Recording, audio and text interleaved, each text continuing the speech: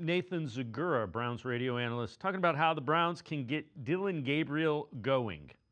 I really think the key for Dillon Gabriel is going to be more consistency because, he was able to push the ball down the field a little bit in that game against the Jets. That was good to see. Got his wide receivers involved, got his tight ends involved, but there still were throws that, probably should be layups in the NFL. The throwback to Malachi Corley, for example, that's a touchdown. When you get something that's schemed up that well, Tommy Reese calls the perfect play at the perfect time. You have an opportunity to hit that, and really, it's just kind of a 20-yard pass, even though it's sideways with nothing in between them. That's one that has to be connected, O'Con, because that's a big play. That's a game-changing chunk play. And so I think for Dillon Gabriel, it's more consistency. It's being sometimes and I know this is going to say, how can you do both of these things?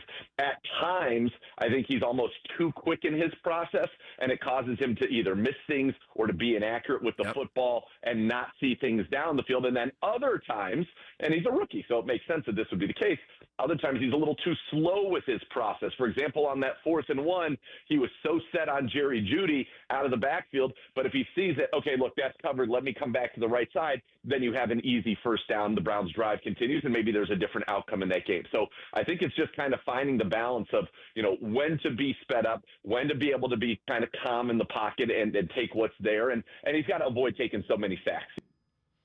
Two things.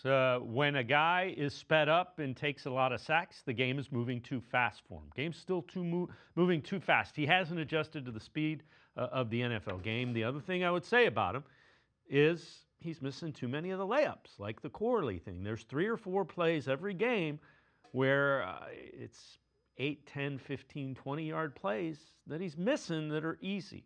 And you can't have that if you're going to play quarterback in the NFL.